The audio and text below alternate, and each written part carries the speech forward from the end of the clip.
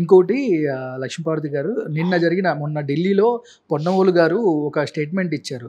ఆ స్టేట్మెంట్ ఏంటంటే పంది కొవ్వు చాలా ఎక్కువ కాస్ట్, ఆవుకి తక్కువ కాస్ట్ అనేది చాలా ఇప్పుడు చర్చకి దారి తీస్తుంది. అంటే వైసీపీ గవర్నమెంట్ చేసిన తప్పు కూడా మళ్ళీ ఇతను ఇంకా ఎక్కువగా పెంచుతున్నాడు పొన్నవోలు చేసిన వ్యాఖ్యలు.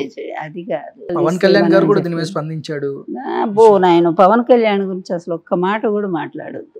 ఎందుకంటే అట్లాంటి ప్రజల దురదృష్టం, అట్లాంటి వాళ్ళు రాజకీయాల్లో రావటం అంటే ఎన్ని పాపాలు చేస్తుంటే చంద్రబాబు నాయుడు ఒక్కదాన్ని కూడా అతను ఖండించలేదు, పూర్తి సపోర్ట్ చేస్తూ వస్తున్నాడు.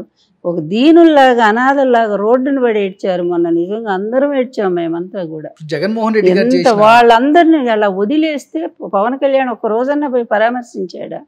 ఇలాంటి వాడు వచ్చి ఇట్లాంటి పిచ్చి పిచ్చి వాటికి అన్నిటికి కూడా మాట్లాడితే ఎలా? జగన్మోహన్ రెడ్డి చేసిన పనికి నేను దీక్ష చేస్తున్నాను,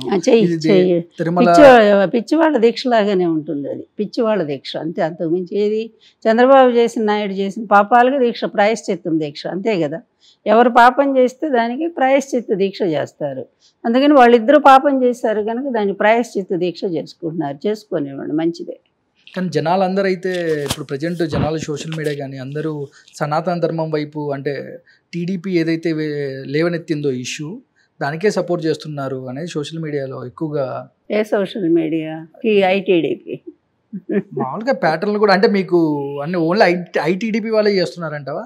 మొత్తం వాళ్ళదేనయ్యా ప్రచారం. వాళ్ళు ఎన్ని పంపించారంటే, మహిళలు లడ్డు తిని కడుపులో నొప్పి వచ్చింది అని ఒక కామెంట్, ఒకే రకమైన కామెంట్ మీకు 100 సోషల్ మీడియాల్లో ఉంటాయి.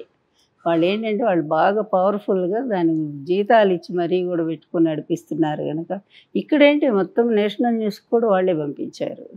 అందువల్ల వాటిని గురించి మాట్లాడొద్దు. నీకు నిజం కావాలి అంటే ఏదైనా సరే, అతను ముఖ్యమంత్రిగా ఉన్నాడు, మేము ఒప్పుకున్నా ఒప్పుకోకపోయినా అక్కడ ఉన్నాడు ఆ స్థానంలో కనుక అతను ఏం చేయాలో ఒక సిట్టింగ్ జడ్జితో కమిటీ వేసి విచారణ చేయించాలి.